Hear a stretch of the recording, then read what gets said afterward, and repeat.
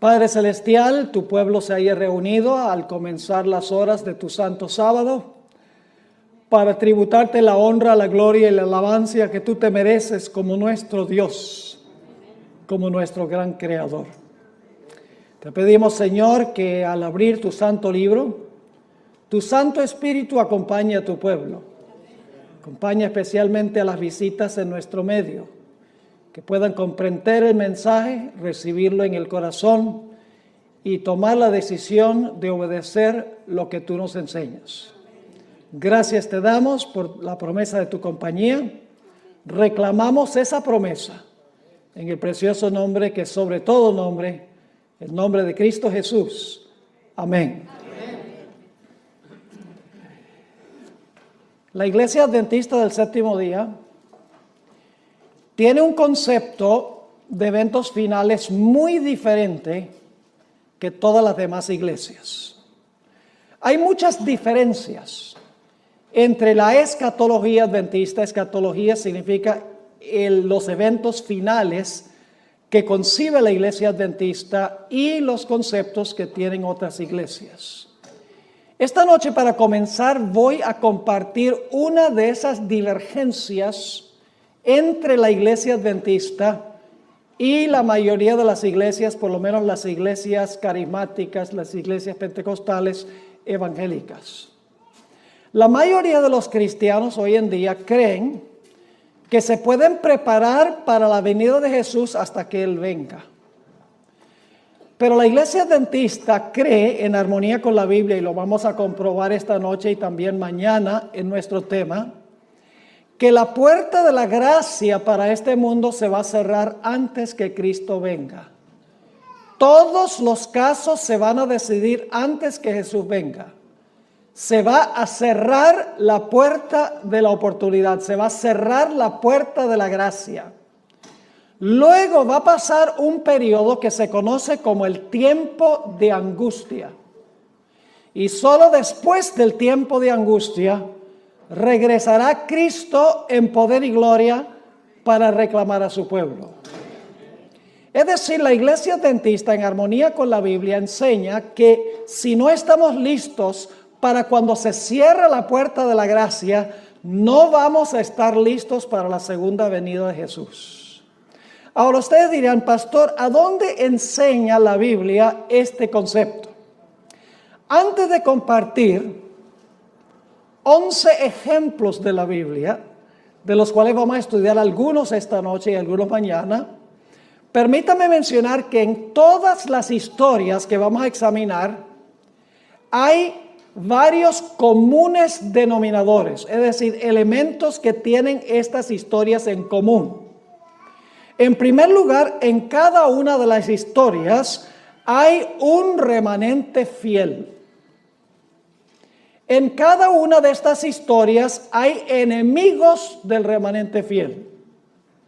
En cada una de estas historias hay un tiempo de angustia para el remanente fiel porque los enemigos quieren acabar con ellos, los aborrecen. En cada una de las historias encontramos que la fe de los fieles de Dios es severamente probada en el tiempo de angustia. En cada una de estas historias notamos que Dios se demora en responder a las oraciones de su pueblo, porque su pueblo ora que Dios por favor los libre de manos de sus enemigos, pero Dios no responde inmediatamente. Dios demora en responder a las plegarias de su pueblo. Y el último punto que tienen todas estas historias en común es que finalmente Dios interviene después de la demora para librar a su pueblo. Repito nuevamente los elementos que tienen en común estas historias. Número 1, un remanente fiel. Número 2, un enemigo o enemigos del remanente. Número 3, por la enemistad de los enemigos, el pueblo de Dios pasa por un terrible tiempo de angustia. Su fe es severamente probada. Dios no responde inmediatamente, demora en responder a las plegarias de su pueblo para que Dios los libre. Pero finalmente Dios interviene y libra a su pueblo del tiempo de angustia o la crisis por la cual estamos pasando. Ahora, la historia que ilustra mejor que cualquier otra historia este proceso que acabo de describir es una historia que encontramos muy temprano en la Biblia. Es una historia que encontramos en el libro de Génesis. Ahora, no voy a contar toda la historia porque no es posible cubrir todos los detalles. Tengo una presentación de 1 hora nada más sobre este punto específico, pero les voy a cubrir los puntos principales. Ustedes recuerdan que antes del diluvio Dios llamó a Noé para que predicara un mensaje al mundo antediluviano. Su mensaje dividió al mundo en 2 grupos. Los que aceptaron el mensaje, que fueron todos los miembros de su familia, y los que rechazaron su mensaje. Es decir, la predicación de Noé dividió a la raza humana en 2 grupos, los salvos y los perdidos. Cuando Noé terminó de predicar su mensaje, después de 120 años, algo extraordinario sucedió. Se encuentra descrito en Génesis 7 y el versículo 16. Génesis 7 y el versículo 16. Dice allí, ¿qué sucedió cuando Noé terminó su predicación? Hablando de los animales que vinieron al arca, dice, y los que vinieron, macho y hembra de toda carne vinieron, como le había mandado Dios, y Jehová le cerró la puerta. ¿Qué hizo Jehová? Cuando Noé terminó de predicar, Jehová le cerró la puerta. Y apenas se cerró la puerta, comenzó a llover. No. Eso no lo dice la Biblia. Yo pregunto, ¿pasó un tiempo entre cuando se cerró la puerta y cuando comenzó a llover y vino la destrucción? ¿Cómo no? Ahora, durante ese tiempo, ¿los que estaban perdidos se podían salvar? ¿Y los que se salvaron se podían perder? ¿O todos los casos estaban decididos cuando se cerró la puerta? Todos los casos estaban decididos cuando se cerró la puerta. La destrucción sencillamente destruyó a los que estaban afuera cuando se cerró la puerta. ¿Me están entendiendo? Ahora, hablemos unos momentos de lo que sucedió durante el periodo entre cuando se cerró la puerta y todos los casos estaban decididos y cuando vino la destrucción o comenzó a llover. Yo pregunto, ¿creen ustedes que los que estaban dentro del arca, su fe fue severamente probada por cada día que pasó? ¿Hubo una demora en Dios responder? ¿Cómo no? Imagínense, pasa un día, cielo azul. 2 días, ni una gota. 3 días, radiante el día. 4 días, 5 días, 6 días, 7 días. Porque pasaron 7 días, el 8º día fue cuando comenzó a llover. Y los que estaban afuera, ¿cómo se portaron durante esos 7 días? ¿Creen que cada día se portaron peor que el día anterior? Lógicamente, los enemigos estaban afuera burlándose de los que estaban adentro y los de adentro, su fe estaba siendo severamente ¿qué? Probada. Los que estaban afuera burlándose no sabían que estaban perdidos y los que estaban adentro sabían por la promesa de Dios que iban a ser preservados, pero hubo una demora en Dios intervenir para librarlos. Es decir, hay un periodo de tiempo entre cuando se cierra la puerta, termina la predicación, ya nadie se puede salvar, y cuando finalmente viene la destrucción. Ahora ustedes dicen, pero ¿será que al final de la historia va a pasar lo mismo? Vamos a ver lo que dijo Jesús. Mateo 24 y el versículo 37 al 39. Mateo 24 y el versículo 37 al versículo 39. Aquí Jesús nos va a decir qué importancia tiene esta historia para el tiempo del fin. dice allí Jesús, mas como en los días de Noé, así será la venida del Hijo del Hombre. ¿Qué eventos está comparando Jesús? Lo que pasó allá va a suceder aquí, está diciendo Jesús. Sigue diciendo, porque como en los días antes del diluvio, estaban comiendo y bebiendo, casándose y dando en casamiento, es decir, estaban llevando a cabo su vida rutinaria. Ahora viene una palabrita muy importante, hasta, es una palabra que marca un momento de tiempo, dice, estaban haciendo esto hasta el día en que Noé, ¿qué? Entró en el arca. Pero ahora fíjense lo que sigue diciendo. Y no entendieron, ¿quiénes no entendieron? Los que estaban afuera, muy bien. Y no entendieron hasta que vino el diluvio. ¿Qué no entendieron entre cuando se cerró la puerta y vino el diluvio? Los que estaban afuera, ¿qué no entendieron? ¿Qué no supieron? Que estaban perdidos, pero siguieron viviendo durante ese periodo. Dice, hasta que vino el diluvio y se los llevó a todos, y luego dice, así será también la venida del Hijo del Hombre. ¿Se va a cerrar la puerta de la gracia antes que Jesús venga? Seguro.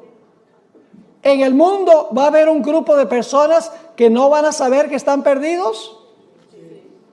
Va a haber un grupo cuya fe será severamente probada. Pasará el pueblo de Dios por un tiempo angustioso donde sus enemigos se van a burlar de ellos. Finalmente Dios intervendrá para librar a su pueblo cumpliendo su palabra. ¿Cómo no? Ahora permítame ilustrarlo de otra forma. Jesús dijo que Él iba a venir como ladrón en la noche. Compara su venida con la venida del ladrón en la noche. Ahora, mucha gente, inclusive creo yo la mayoría de los adventistas, creen que la venida de Cristo como un ladrón es la segunda venida de Jesús. Pero la venida de Jesús como ladrón no es la segunda venida de Cristo. Permítame ilustrar lo que quiero decir. Es una noche muy fría en San Diego. Yo me imagino que ustedes tienen noches bien frías aquí de vez en cuando, ¿verdad? En diciembre, en enero posiblemente, donde sopla el viento y está frío, entra esa neblina del Pacífico. ¡Wow! Y han trabajado todo el día y llegan a la casa, se comen una buena cena, se sientan en la silla favorita a ver las noticias en la televisión, se quedan como medio dormidos y dicen, me voy a ir a acostar porque estoy cansado. Y entonces va la persona, se acuesta, y apenas se acuesta y se pone las cobijas encima, que está calientico, y ha bajado el termostato de la casa, porque uno duerme mejor con el termostato bien bajo. La persona dice, se me olvidó trancar la puerta. Y estoy aquí debajo de esta cobija calientico, sabroso. Qué flojera me da salirme de debajo de la cobija para ir a trancar la puerta. Y la persona dice, al fin y al cabo yo llevo viviendo en esta casa 25 años y nunca ha llegado el ladrón. Y se queda con las cobijas puestas. A medianoche, porque Jesús dijo que vendrá como un ladrón a medianoche. A medianoche, a que no adivinan quién llega. El ladrón llega, exactamente. Y el que está en la casa está ¿qué? Durmiendo. No sabe que el ladrón ha venido. Y el ladrón entra a la casa y se roba la cámara de video, se roba el celular, se roba el dinero que consigue, mejor dicho, se roba todo lo que tiene valor y se va. Los que están adentro de la casa no saben que el ladrón ha venido. ¿Cuándo descubren los que están en la casa que el ladrón hizo una visita? Cuando se despiertan por la mañana, pero ya para ese momento es demasiado tarde. Cuando Jesús dice que Él va a venir como ladrón, lo que está diciendo es que Él va a cerrar la puerta de la gracia y si no estamos velando, si no estamos listos, seremos tomados por sorpresa y solamente cuando Cristo venga nos daremos cuenta que estamos perdidos. ¿Me están entendiendo lo que estoy diciendo? Y ahora escuchen bien lo que voy a decir. Muy importante. Tenemos un momento en la historia de este mundo cuando se va a cerrar la puerta de la gracia para todos los seres humanos. Pero si usted se llega a morir esta noche, su puerta se cerró. Su puerta individual. Porque la Biblia dice que Dios establece que el hombre muere una vez y después de eso viene el juicio. Es decir, no podemos decir, bueno, yo me voy a preparar y voy a estar listo cuando se cierre la puerta de la gracia. O yo voy a demorar porque la puerta de la gracia no se va a cerrar todavía porque no ha llegado la ley dominical. Y entonces llegamos a morir esta noche antes que llegue la ley dominical, antes que se cierre la puerta y de todas maneras se cerró la puerta. Porque en el momento de la muerte, ese es el fin. ¿Me están entendiendo este asunto? Ahora vamos a repasar. En los días de Noé, ¿hubo un remanente fiel? ¿Quién? Noé y su familia. ¿Había enemigos de ellos? ¿Quiénes? Los que estaban afuera. ¿Pasaron por un tiempo de angustia? ¿Los que estaban adentro? ¿Cómo no? ¿Su fe fue probada? Sí. ¿Hubo una demora en Dios librarlos de sus enemigos? Pero pregunto, ¿finalmente Dios intervino y el pueblo fue librado? Exactamente. Ven, todos los elementos están en esa historia. Ahora quiero que vayamos a otro ejemplo que encontramos en el Antiguo Testamento. Vamos a Daniel, el capítulo 12 y el versículo 1. Ya que tenemos el patrón, ya que tenemos el modelo de cómo funciona esto con los comunes denominadores, ahora queremos examinar varias historias que nosotros encontramos en las Escrituras, además de la historia que usamos del diluvio y de la venida del ladrón. Daniel 12 y el versículo 1. Ahora, antes de leer este versículo, necesito darles un poquito del contexto. Si ustedes leen el capítulo anterior, el capítulo 11, los versículos 44 y 45, van a descubrir que se habla allí de un poder que se denomina el Rey del Norte. Ahora, no se confundan sobre quién es el Rey del Norte que viene a atacar al pueblo de Dios, porque dice que va a salir para destruir y aniquilar a muchos.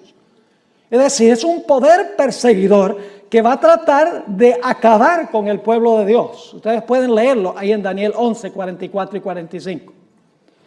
Ahora escuchen. En la Biblia, este poder perseguidor se describe con diferentes nombres. Por ejemplo, en Daniel 7 se le llama el cuerno pequeño. En Apocalipsis 13 se le llama la bestia. En 2 de Tesalonicenses 2 se le llama el hombre de pecado. En 2 de Tesalonicenses, en Mateo 24 se le llama la abominación asoladora. En Apocalipsis 17 este poder se le llama la ramera.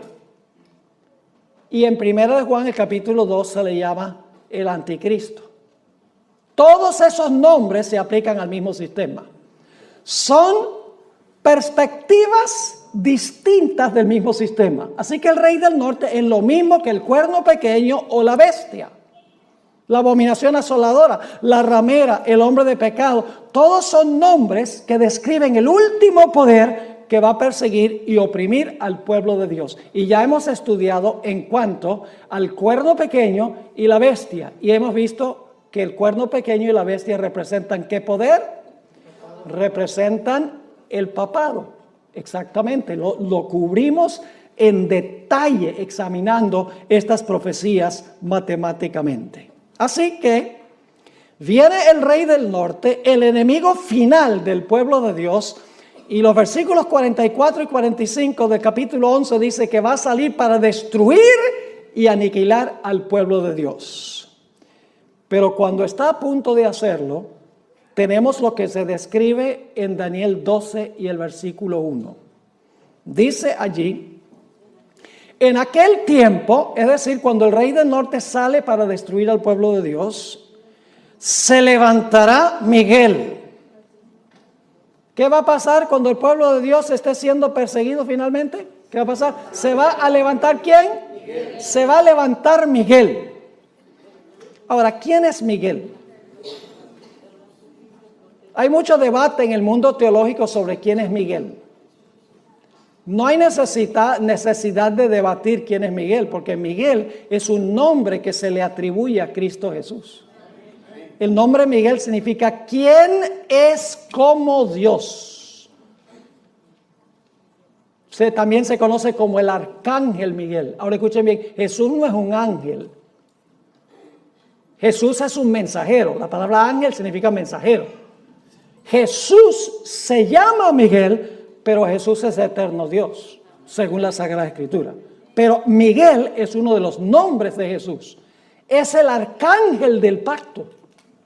Es el arcángel que resucita a los muertos a la segunda venida. Vendrá con la voz del arcángel y con trompeta de Dios. Es el que resucita a los muertos. Y todos sabemos que ese es ¿quién? Ese es Cristo Jesús. Así que cuando el rey del norte, el último poder, sale a destruir al pueblo de Dios, dice, se levantará Miguel. Ahora, ¿qué significa eso? Se levantará Miguel. ¿Qué significa la palabra se levantará? Tenemos que regresar al capítulo 11 para entender qué significa se levantará Miguel. Vamos a Daniel, el capítulo 11 y el versículo 2 y el versículo 3. Daniel 11 y el versículo 2 y el versículo 3. Ahora, lamentablemente, en la traducción no se traduce la palabra igual, pero es la idéntica palabra hebrea que se usa en Daniel 12:1. Levantará es la mismita palabra que vamos a ver en los versículos 2 y 3 del capítulo 11. Fíjense lo que dice allí. Y ahora yo te mostraré la verdad. He aquí que aún habrá 3 reyes en Persia. Esa palabra habrá se podría traducir, se levantarán 3 reyes en Persia. ¿Qué significa eso? Que de aquí en adelante se levantarán 3 reyes en Persia. Significa que después de eso van a reinar 3 reyes en Persia, ¿sí o no? Van a ocupar el trono 3 reyes en Persia. Se van a levantar para gobernar. Ahora, note que sigue diciendo aquí, ahora yo te mostraré la verdad, he aquí que aún habrá o se levantarán 3 reyes en Persia, y el cuarto se hará de grandes riquezas más que todos ellos, y al hacerse fuerte con sus riquezas, levantará a todos contra el reino de Grecia. Y luego dice, se levantará luego un rey valiente. Esa palabra levantará es la mismita palabra que se usa en Daniel 12:1. ¿Qué significa eso? Que se levantará luego un rey valiente. Significa que un rey valiente va a comenzar ¿a qué? A reinar o a gobernar.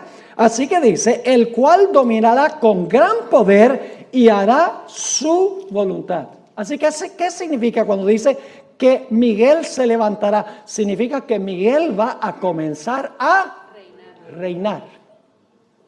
¿Me están entendiendo lo que estoy diciendo? Ahora escuchen bien. ¿Qué es el reino de Cristo?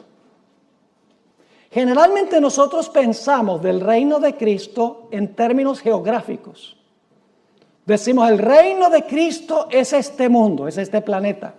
Pero ¿saben lo que es el reino de Cristo? El reino de Cristo se compone de los sujetos de su reino. De los fieles que pertenecen a su reino. Ahora yo pregunto, ¿cómo se determina quién es un fiel miembro del reino de Jesús? ¿Cuándo se determina quiénes son fieles miembros del reino de Jesús? Se determina en otra doctrina que en realidad ninguna iglesia enseña, sino la iglesia adventista. Se determina en el juicio investigador antes de la segunda venida de Jesús. Antes que Jesús venga, se van a investigar los casos de todos los que profesaron el nombre de Jesús. Todos los que dijeron seguir a Jesús, se van a examinar sus casos para ver si su profesión es genuina o no. Y usted dice, ¿por qué se va a hacer eso? Bueno, déjenme preguntarles, ¿en la iglesia hay trigo y cizaña? ¿Sí? ¿La cizaña se parece al trigo? Sí. ¿Las cizañas son personas que profesan servir a Jesús? Sí. Entonces, ¿en algún momento hay que distinguir entre el trigo y la cizaña? Sí. ¿En la iglesia hay vírgenes sabias y vírgenes fatuas? Sí. ¿Las fatuas también profesan seguir a Jesús? Sí. Tienen lámparas y las lámparas tienen aunque sea un poquito de aceite. Lo que no tienen es aceite extra. Yo pregunto, ¿en la iglesia hay buenos peces y malos peces? Sí. Jesús usó la parábola de la pesca.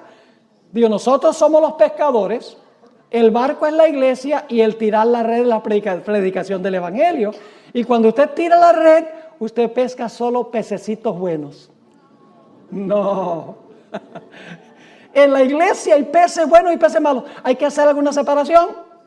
Yo no les voy a contar la historia, pero cuando yo crecí en Venezuela, íbamos a una isla que se llama Margarita, en vacación, nosotros la familia, y nos gustaba ir a una playa que se llamaba El Tirano, a donde entraban los pescadores tempranito por la mañana. ¿Y saben qué hacían? Llegaban a la playa con las redes, y las redes tenían toda clase de animal marino.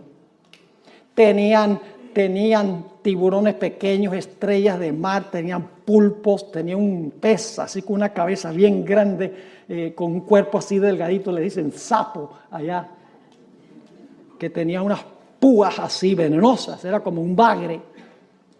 Y los pescadores se sentaban en la orilla y tenían una canasta para los peces buenos y otra canasta para los peces malos, o por los animales marinos malos. Había que hacer una obra de ¿qué? De separación. La red del evangelio reúne peces buenos y peces malos, pero en el juicio Cristo examina para ver quién es quién. Yo pregunto, ¿en la iglesia hay personas que tienen apariencia de piedad, pero en realidad no tienen el poder de la piedad? Lo dice el apóstol Pablo. Yo pregunto, ¿inclusive hay ministros que se disfrazan como ministros de justicia? El apóstol Pablo lo dice. Yo pregunto, ¿hay personas inclusive que dicen Señor, Señor, y echan demonios, y dan profecías, y hacen milagros? Que Jesús va a decir, yo no los conozco a ustedes, apartados de mí, obradores de maldad. ¿Entienden por qué Cristo tiene que hacer una obra de separación antes de la segunda venida? Él tiene que demostrar quiénes son súbditos de su reino antes de regresar. Y cuando haya mostrado en el juicio quiénes en verdad son miembros de su reino está completo y se cierra la puerta de la gracia. Así que el levantarse de Miguel, que se menciona aquí, sencillamente significa que Jesús ha terminado su obra de juicio en el santuario celestial. Todos los casos están decididos para vida o para muerte. Y ahora Jesús se va a levantar para reinar sobre su reino. Porque su reino, sus súbditos están ¿qué? Completos. Pero yo pregunto, ¿los súbditos de Jesús van a pasar por un tiempo de angustia aún cuando se cierre la puerta? Vamos otra vez a Daniel 12:1 para que ustedes vean. Dice, en aquel tiempo se levantará Miguel porque su reino está completo. Se ha mostrado quiénes son los súbditos de su reino en el juicio. Dice, el gran príncipe que está de parte de los hijos de tu pueblo, es decir, es el defensor de su pueblo. ¿Y qué va a suceder? Después que se levanta, después que se cierra la puerta, que Cristo comienza a reinar, ¿qué va a suceder? Dice, y será tiempo de angustia. ¿Va a pasar el pueblo de Dios por el tiempo de angustia? ¿Sí o no? Según este texto, el pueblo de Dios va a pasar por el tiempo de angustia. ¿Qué enseñan hoy las iglesias evangélicas? Enseña que cuando Cristo venga en el rapto, se va a llevar a todos los fieles al cielo. Y aquí van a quedar nada más los judíos para sufrir, como si no han sufrido suficiente ya. Para ellos, el pueblo de Dios no va a pasar por el tiempo de angustia y por lo tanto cuando se encuentren en el tiempo de angustia no van a tener la fe necesaria para pasar por ese periodo. Porque si usted no cree que va a pasar por un tiempo de angustia, usted no se va a preparar. Por ejemplo, si el servicio climático le dijera a usted que va a haber un huracán en la Florida, ¿usted se prepara en San Diego? No, pues no va a pasar en San Diego. ¿Me están entendiendo lo que estoy diciendo? Si usted no cree que va a pasar por el tiempo de angustia, ¿para qué se va a preparar para ese evento? La mayoría de los seres humanos serán tomados por sorpresa durante el tiempo de angustia sin ninguna preparación. Y muchos adventistas también. Así que dice, será tiempo de angustia cual nunca fue desde que hubo gente hasta entonces. Pero aquí viene la buena nueva. Sí, el pueblo de Dios va a pasar por el tiempo de angustia, pero Cristo se va a levantar para defender a su reino. Porque dice, pero en aquel tiempo será que libertado tu pueblo, todos los que se hallen escritos, ¿dónde? Todos los que se hallen escritos en el libro. ¿Cuándo fue que fueron confirmados en el libro? ¿Cuándo fueron confirmados en el libro, creen ustedes? Durante el juicio. Eso demuestra que hubo un juicio. Y se confirmó su nombre en el libro de la vida. Y usted dice, pastor, ¿se confirmó? Sí, porque cuando nosotros recibimos a Cristo Jesús como Salvador personal, cuando profesamos a Jesús, Jesús anota nuestro nombre en el libro de la vida. En ese momento Jesús no se pone a mirar si la profesión es genuina o no. Sencillamente acepta nuestra palabra, de que vamos a seguir a Jesús, vamos a ser siervos de Jesús. Jesús anota el nombre en el libro de la vida. En el juicio se examina la vida de la persona para ver si su profesión es genuina o no. Yo pregunto, una vez que una persona ha sido perdonada, ¿se le puede revocar el perdón? ¿Una persona puede ser salva y luego perder la salvación? Las iglesias, muchas iglesias protestantes dicen, no, una vez salvo, siempre salvo. La Biblia no enseña eso. ¿Te recuerda la parábola de los dos deudores? Parábola interesante esta de los dos deudores. Había un hombre que debía 10,000 talentos, una suma que era imposible pagar.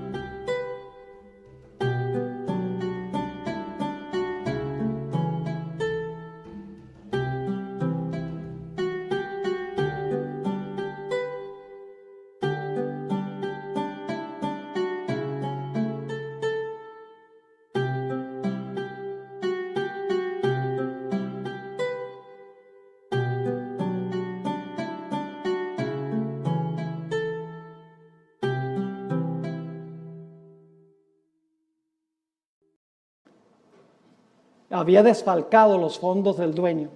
Es decir, le había robado a su maestro, a su amo. Y el amo dice, ven acá, este es el juicio, ven acá. Y examina y dice, mira, tú me debes 10,000 talentos, págame. Dice, yo no tengo con qué pagar. Dame tiempo y te pago. ¿Qué tiempo? Aunque te dé 1,000,000 de años, no tienes para pagar eso. Es una deuda impagable. Y el hombre llora y clama y dice, por favor, perdóname la deuda. O dame tiempo y yo pago la deuda. Finalmente, como clama al dueño, el dueño le dice, mira, voy a hacer algo mejor porque tú clamaste por misericordia y yo te voy a perdonar la deuda. Y él dice, así nomás, sí, porque clamaste a mí, la deuda queda cancelada. ¡Wow! Este hombre dice, fabuloso. Y sale saltando del lugar, sale contento. Me perdonó una deuda que yo no podía jamás pagar. Y cuando sale por la puerta encuentra un individuo que le debe 100 denarios. El equivalente de 100 días de trabajo. El jornal era un denario. Y se lo encuentra y le dice, mira, tú me debes 100 denarios, págamelos. Y este individuo hace lo mismo, clama y dice, ay, por favor, dame tiempo que yo te lo pago. Y dice, ¿qué tiempo? Págame ahora. Y dice la Biblia que lo agarró por el cuello y lo estaba ahorcando para que le pagara los 100 denarios. Pues resulta que los siervos del amo, que representan a los ángeles, fueron allá y le dijeron al Señor, mire, ¿sabe lo que pasó con ese hombre que tú perdonaste esa deuda que él no podía pagar? Él se encontró un compañero que le debía dinero que se podía pagar y no lo quiso perdonar. Y el Señor dice, tráigame a ese reo acá. Y lo trae. Y le dice, tú no eres el que yo te perdoné una deuda grande que tú no podías pagar porque clamaste a mí. Ah, sí, como no, muchas gracias. Y dice, ¿qué es esto que yo oigo de ti? Que si yo te perdono una deuda grande que no podías pagar porque clamaste a mí, tú no eres capaz de perdonarle una deuda a uno que te debe mucho menos porque clama a ti. Perdona nuestras deudas como nosotros perdonamos a nuestros deudores. Y dice que le revocó el perdón. Le revocó el perdón y lo mandó a la cárcel hasta que pagara todo lo que debía y seguro murió en la cárcel. ¿Están entendiendo? Ese hombre tenía lágrimas de cocodrilo. Él no estaba arrepentido por haberle robado a su amo. Estaba triste por el castigo que le iba a tocar. Y se demostró por la forma en que trató a sus semejantes. ¿Están entendiendo este asunto? Así que, mis queridos hermanos y hermanas, Cristo va a librar a su pueblo, todos los que están escritos en el libro, cuyos nombres son confirmados en el libro, en el juicio, a donde se examina a cada profeso seguidor de Jesús. Ahí está en Daniel 12 y el versículo 1. Ahora, quiero que recuerden la palabra libertado. En aquel tiempo será libertado tu pueblo. Mañana vamos a hablar un poquito más de esta palabra. ¿Saben que en Daniel la palabra libertado se encuentra solamente en 3 capítulos de Daniel? En Daniel 12:1, que leímos.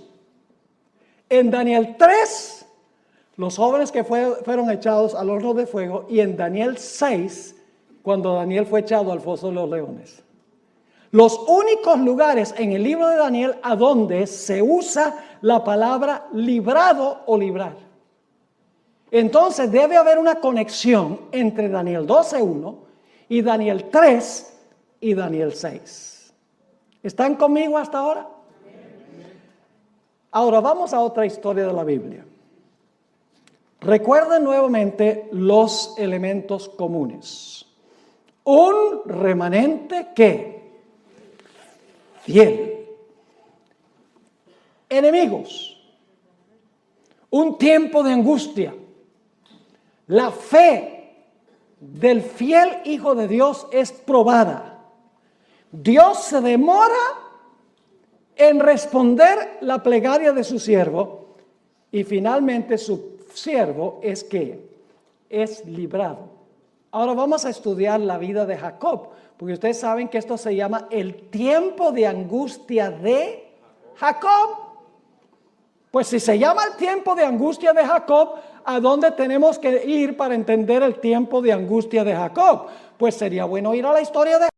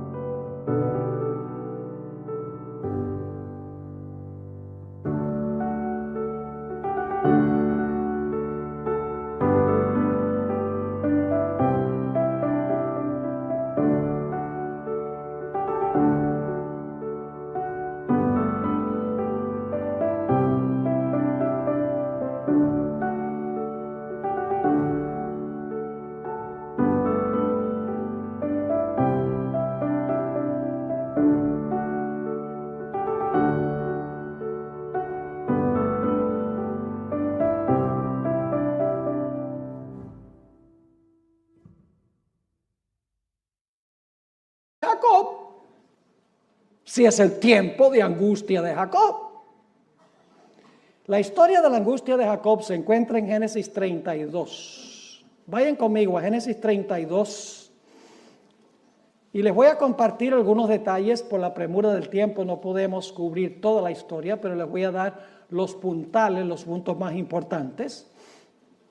En esta historia Jacob estaba regresando a su hogar. después de 20 años de ausencia por haber engañado a su padre y robado la primogenitura a su hermano. Cuando se está acercando a su hogar perdido por causa de su pecado, escucha que su hermano Esaú, a quien le robó la primogenitura, está viniendo contra él con 400 hombres armados hasta los dientes, con el fin de destruir a Jacob y a su familia por lo que Jacob había hecho 20 años antes. Jacob temía que su pecado había sido tan grande que Dios no le podía garantizar protección, que su pecado era tan inmenso ante la vista de Dios que Dios no iba a poder cumplir su pacto para con él y protegerlo de la ira de su hermano. Y por lo tanto nos dice la historia que Jacob fue a la orilla del arroyo de Jaboc y allí vació su corazón en oración a Dios. Pidió a Dios dos cosas. Uno, dame la seguridad del perdón. Dame la seguridad de que tú me aceptas, de que mi pecado ha sido perdonado. Y luego dice, con esa certeza, dame la seguridad que tú vas a protegerme de la enemistad de mi hermano, que viene con los 400 hombres con la intención de destruirme junto con mi familia. Vamos a leer la historia, como se encuentra en Génesis 32, 9 al 11. Aquí se describe la oración de Jacob y aparece otra vez la palabra clave. Dice allí, y dijo Jacob, Dios de mi padre Abraham y Dios de mi padre Isaac, Jehová, que me dijiste, vuélvete a tu tierra y a tu parentela, y yo te haré bien. Y luego noten lo que dice Jacob. Menor soy yo que todas las misericordias y que toda la verdad que has usado para con tu siervo. Jacob está diciendo, Señor, yo no soy digno de que tú me perdones ni de que tú me aceptes. Y luego sigue diciendo, pues con mi cayado pasé este Jordán y ahora estoy sobre 2 campamentos. Y luego, ¿cuál es la palabra del versículo 11? ¿De quién? De la enemistad del hermano. ¿Tiene Jacob un enemigo, sí o no? Sí. Él es el remanente fiel. Él tiene un enemigo. Está pasando por un tiempo severo de angustia, vaciando su oración a Dios para tener la certeza del perdón y la protección de Dios contra su enemigo. Sí. ¿Dios contesta la oración inmediatamente? No, eso lo vamos a ver en un momento, pero finalmente Dios interviene y lo libra de la ira de su hermano. Vamos a notar que cuando Jacob está a la orilla del arroyo Jaboc, de repente viene un individuo y empieza a luchar con él. Y él cree que es un enemigo y empieza a luchar con este misterioso personaje. Cuando estaba muy cerca de la mañana se dio cuenta que no estaba luchando con un mero ser humano, que estaba luchando con el ángel del pacto, estaba luchando con Jesús. Lo vamos a ver en unos momentos. Estaba luchando con Jesús. Y cuando estaba por amanecer, Jacob le dice a este personaje, Señor, dame la seguridad del perdón. Dame la seguridad que me vas a proteger de la ira de mi hermano, que no vamos a perecer. Y el ángel le dice, suéltame, que amanece. Me voy. ¿Y qué hace Jacob? Jacob dice, nada de eso. Se aferró de él y dijo, no te soltaré hasta que me bendigas. Y luego otra vez el ángel dice, suéltame porque amanece. Jacob dice, no way. No te soltaré hasta que me des la certeza del perdón y que tú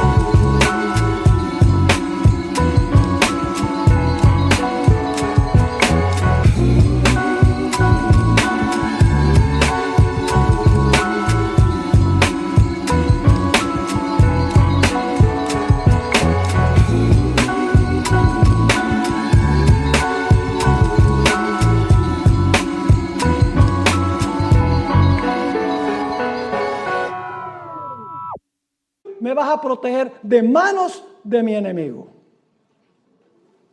Y nos dice la historia que en ese lugar el ángel bendijo a Jacob. Y luego le cambió el nombre porque su carácter había cambiado.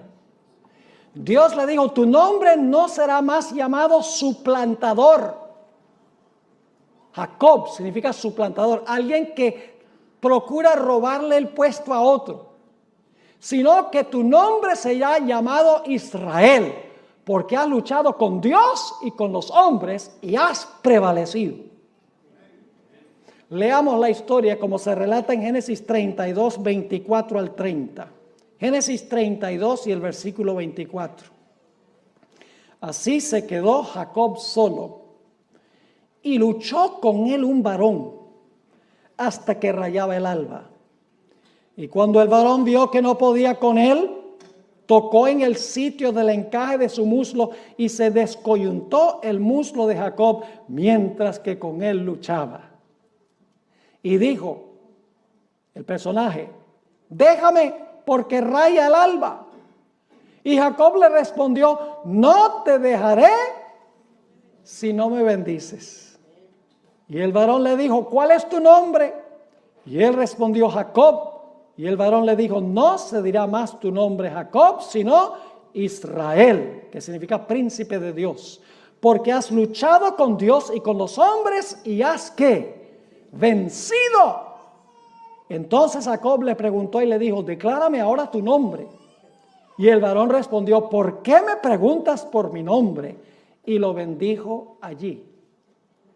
Ahora, ¿quién fue este personaje con quien luchó Jacob toda la noche para tener la seguridad del perdón y la seguridad de la protección contra la ira de su hermano? La Biblia lo describe de dos formas. Noten el libro de Oseas, el capítulo 12 y el versículo 4, ¿con quién fue que luchó Jacob? Oseas 12 y el versículo 4. Interesante este texto, ¿verdad que sí? Dice, ¿venció a quién? ¿Jacob venció a quién? Venció al ángel y prevaleció. Lloró y le ¿qué? Y le rogó. En Betel le halló y allí habló con nosotros. ¿Con quién estaba luchando Jacob? Dice que estaba luchando con el ángel. Lloró y rogó al ángel, dice aquí. Y usted dice, entonces, ¿el que estaba luchando con Jacob era el ángel? Sí, era el personaje que en el Antiguo Testamento se le llama el ángel de Jehová. Jesús. Ahora vuelvo a decir que el ángel de Jehová no es un ángel, no es una criatura. El ángel de Jehová es Jesús. Y Jesús es eterno Dios. Pero en el Antiguo Testamento se le llama el ángel o el mensajero de Jehová. Y ustedes dicen, ¿cómo sabe que ese ángel en realidad era Jehová? Por el nombre que Jacob le puso al lugar. Noten Génesis 32 y el versículo 30, el nombre que le dio Jacob a ese lugar. Dice en Génesis 32, 30, y llamó Jacob el nombre de aquel lugar, ¿qué cosa? Peniel. ¿Sabe lo que significa la palabra Peniel? Viene de dos palabras hebreas, pen y el. Significa rostro de Dios. ¿Cómo llamó Jacob el lugar donde luchó con el ángel? El rostro de Dios. ¿Por qué razón? Dice, porque dijo, vi a Dios cara a cara y fue, ¿cuál es la palabra clave ahí? Fue librada mi alma. ¿Están captando la perspectiva? Ahora yo pregunto, al final de la historia, ¿los enemigos del pueblo de Dios van a venir en contra de ellos? ¿Ustedes creen? ¿El pueblo de Dios va a clamar día y noche para que Dios los libre de manos de sus enemigos?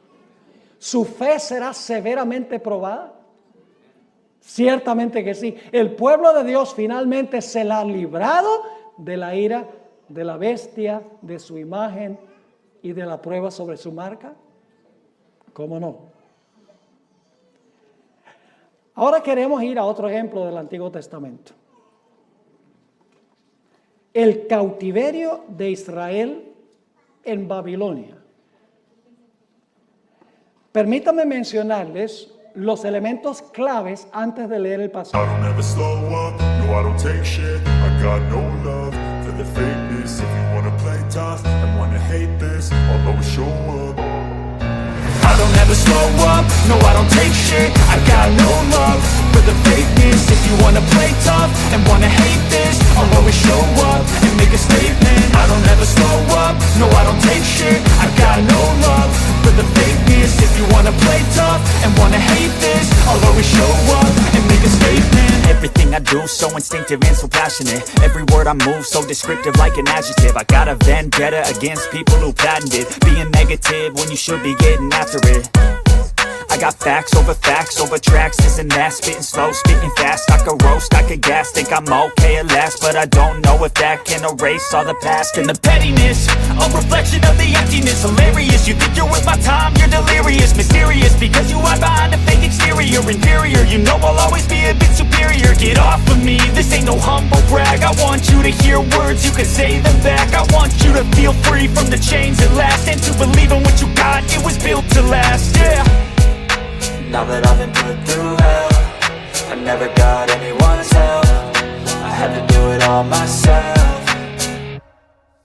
I don't ever slow up, no I don't take shit. I got no love for the fakeness. If you wanna play tough and wanna hate this, I'll always show up and make a statement. I don't ever slow up, no I don't take shit. I got no love for the fakeness. If you wanna play tough and wanna hate this, I'll always show up and make a statement. Gonna learn the consequence of being incompetent. Mental health is confidence, dreams and some honestness. I'm not here to save the day, that's for you to take away. I could play a million mind games, but instead I say something not illogical, something that is topical. Rub it on and watch it go, make yourself unstoppable. Dreams are irresponsible, but they're always possible. If you just believe, you could be so remarkable. Thoughts in my head, a collage and they spread. I'll be great one day, going off of my meds. No, I'm not giving up, no, I'm not giving in. I will make it to the top, taking off in the wind. I gotta make it, I'm saving every day to taste it. I'm patient, but my mind, it can hardly take it. I'm chasing a dream that I've had for several ages. A vacant, modern kingdom for the taking. Now that I've been put through hell, I never got anyone's help.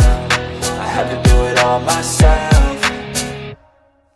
I don't ever slow up, no I don't take shit. I got no love for the fakeness. If you wanna play tough and wanna hate this, I'll always show up and make a statement. I don't ever slow up, no I don't take shit. I got no love for the fakeness. If you wanna play tough and wanna hate this, I'll always show up and make a statement. I don't ever slow up, no I don't take shit. I got no love for the fakeness. If you wanna play tough and wanna hate this, I'll always show up.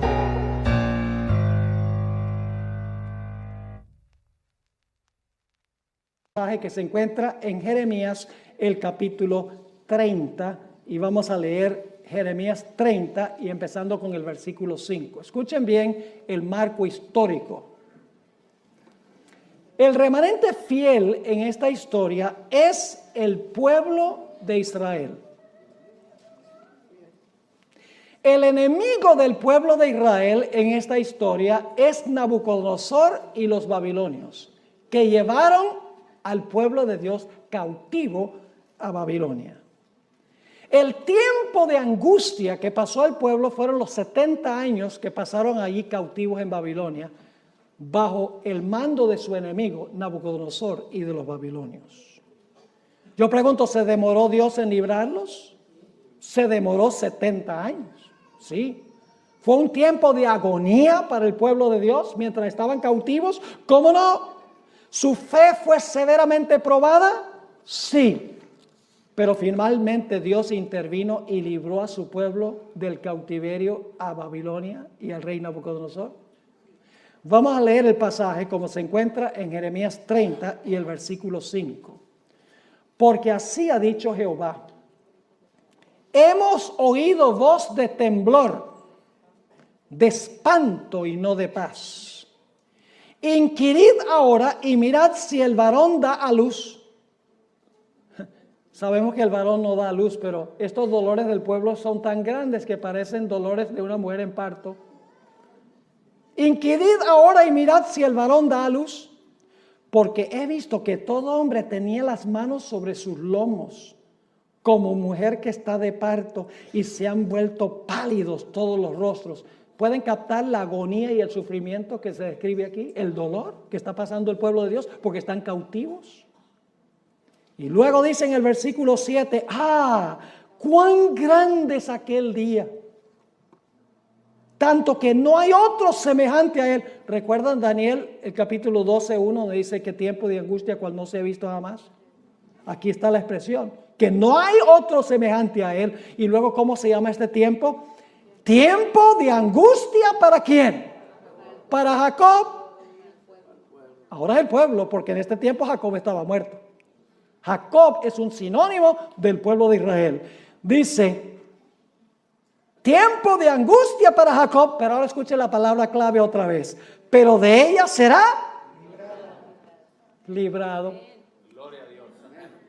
¿Están viendo en todas estas historias el tema clave?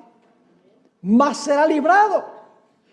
En aquel día, dice Jehová de los ejércitos, yo quebraré su yugo de tu cuello, es decir, del enemigo. Voy a quebrar su yugo de tu cuello y romperé tus coyundas.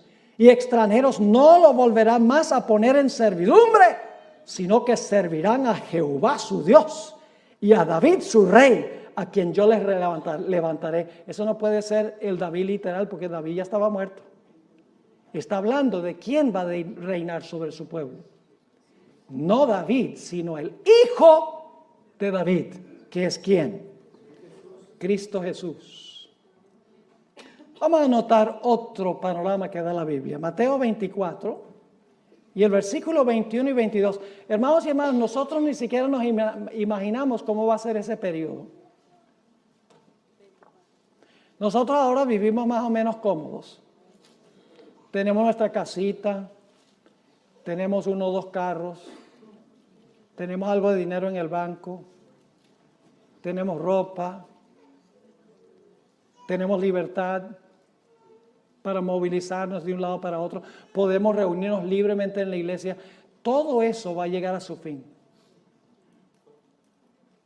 El pueblo de Dios lo va a perder todo, lo vamos a ver en la próxima historia que voy a cubrir. Y el pueblo de Dios va a tener que huir y dejarlo todo.